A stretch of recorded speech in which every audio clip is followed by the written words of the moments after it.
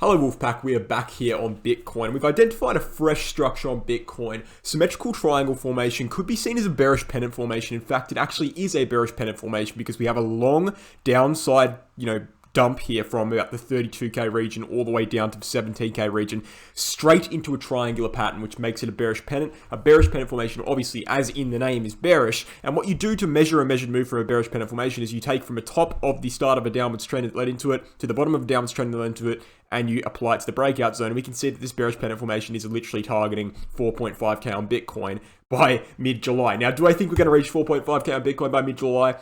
No, I do not. I do not think that. I'm not saying that. That's what the chart is saying, right? However, that's literally impossible. It's not going to happen. Bearish pennant formations and bull flag formations and bear flag formations and bullish pennant formations are known for being very, very, very, very over-optimistic in their targets because there's no standard to be set for how long the flagpole has to be before you stop measuring it. So I would say that's very, very, very, very, very unlikely. However, doesn't matter if the target's unlikely. The point of the matter is the breakout region, the breakout direction is likely to be downwards as per the structure we are in. Now, the only reason this gets a little bit more complicated is because we have the CPI decision in the United States of America on the 13th of July. Obviously, CPI is directly affected to inflation. And what we know about inflation and what we can really understand about inflation in the United States of America, if we bring it up, I actually don't have an inflation chart. Let me just type it up quickly and we'll find one.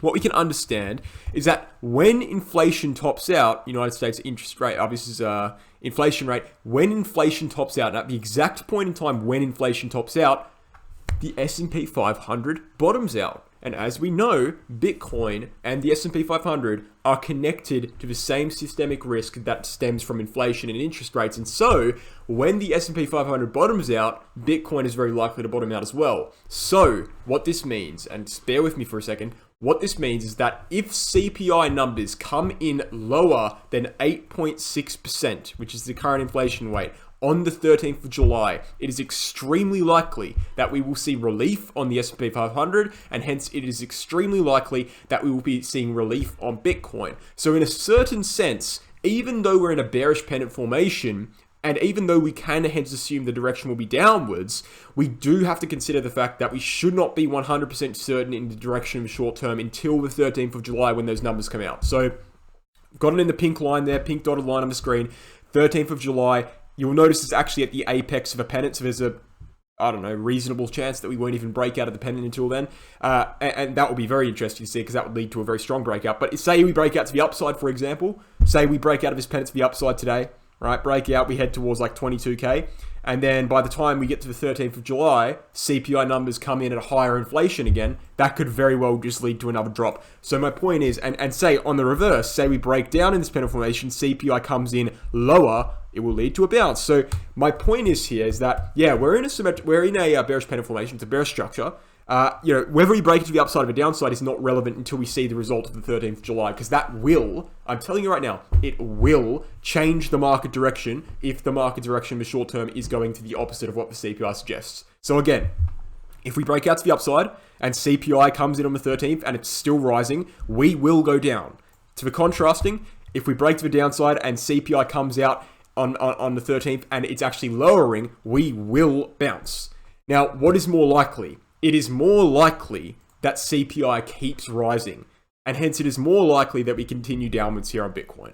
But it is worth noting we do have a bearish pennant formation here. It's coming to an apex around the 15th, CPI on the 13th, getting very close to a breakout in the short term, which should be interesting. Good trading opportunities coming on Bitcoin. And this is what not on Bitcoin, but on altcoins. And this is why I love swing trading, right? Because you can wait for these critical structures to form on Bitcoin. When the breakout happens, you're going to have 15 to 20 altcoins within the top 100 that are going to be breaking out at the exact same time, because obviously the market moves together, and then you can take advantage of all of that and make literally hundreds of % profits during these breakout zones. This is exactly what we did on Wolves Crypto VIP during this breakout zone here. We had sideways consolidation for a month. Not much was happening. We weren't pulling much profit. When we finally saw the breakdown, we pulled 200 to 300% profit in a matter of a week. right? Because we're breakout traders, and that's what we are in Wolves Crypto VIP. And we'll talk about that at the end of the video, but that goes to everyone. Breakout trading is the best way to trade, and you want to be basing your breakout trades on when Bitcoin breaks out as well, because when Bitcoin breaks out, altcoins generally break out. But interesting stuff for Bitcoin. That's just the 4-hour chart there to show you how clean the formation is. We take a look at the volume, actually.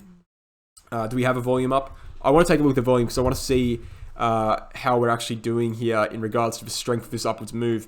Yeah, so this upwards move that we're seeing here, let's actually go to the Binance chart when we look at volume, because looking at Bitstamp on the volume is not very reliable. Yeah, so volume is decreasing in this upwards trend as we head towards resistance, and so it is quite likely that we actually reject from resistance here.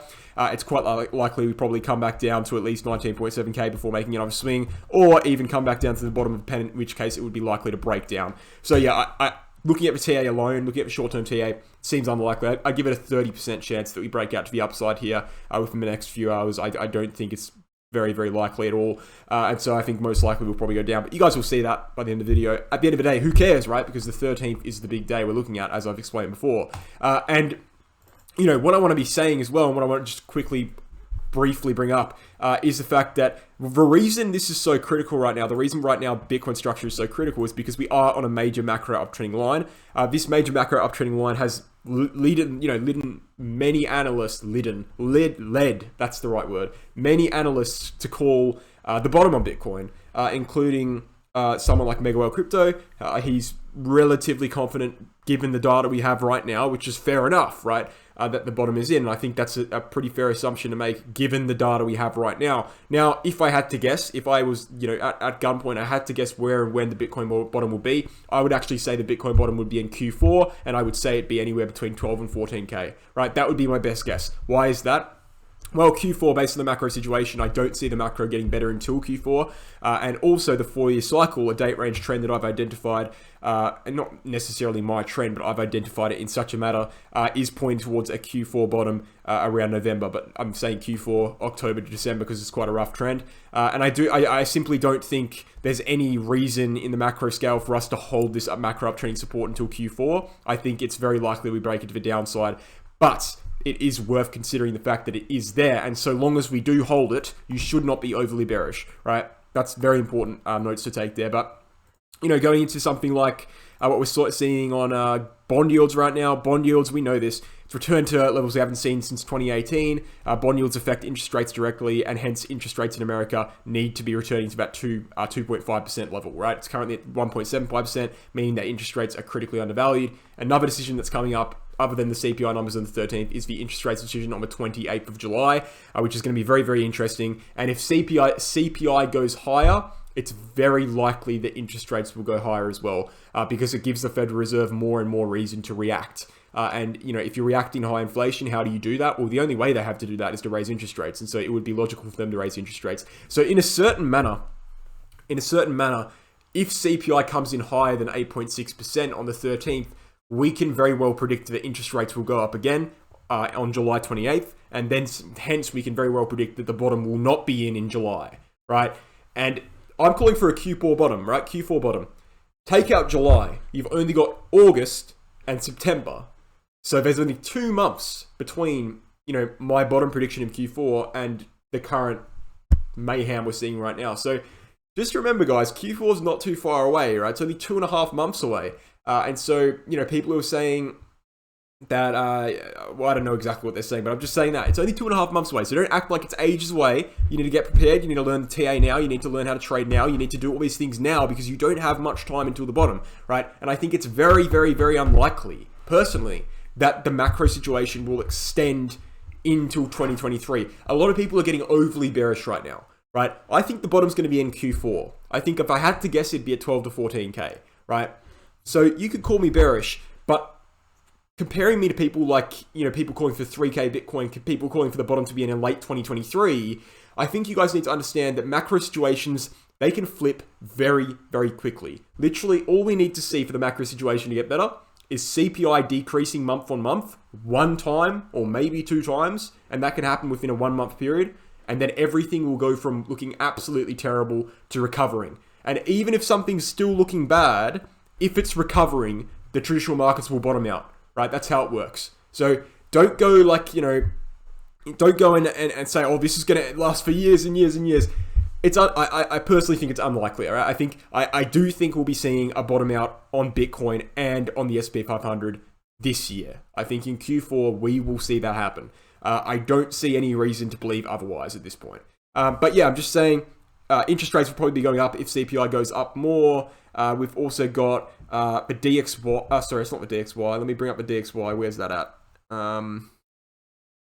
Here we go, DXY. DXY is still increasing massively. People keep saying stupid things like, oh, we've got a bearish divergence on the DXY, we have to go down, and that means the bottom's in. It's like, you clearly have zero understanding of what the DXY is and what it's used for. The DXY is in an uptrend. It's in an uptrend because of the macro situation. As long as the macro situation is bad, there's, just because you have a bearish divergence, this doesn't mean it's going to get any better and this is going to go down. So DXY is in an uptrend, which means the dollar's in an uptrend in comparison to other global currencies and assets. Which is typical as you see in a recession. S&P 500 probably has more blood to come. Just ignore this fractal as of right now. I'm actually going to delete it.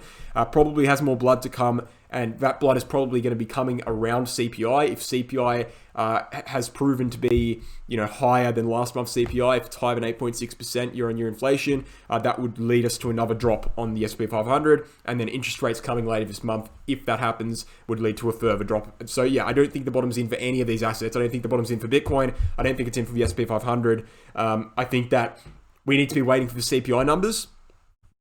And if I needed to identify some levels for Bitcoin, I would say that provided CPI numbers get better, provided CPI numbers are lower month on month, once we break 28.6K, I would be relatively confident in the bottom being in for Bitcoin. But we'll talk about that when we get there. The main point of this video is that CPI is coming up, right?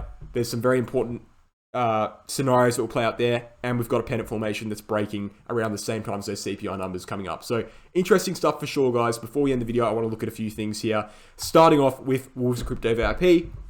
Talked about it a bit in this video. We post Altcoin Trading Signals every second day. What you can do is you can go to my YouTube channel, click the join button on a PC device, and you can see all the perks that are available. Altcoin Trading Signals every second day, prioritized reply to comments, a 2-hour video on market psychology, and occasional access to my trading view charts when I see it as relevant, all for just 28 USD a month, less than $1 a day. Give me one VIP group that's cheaper than that offers the same quality of content. You literally cannot, because it is the cheapest in the business.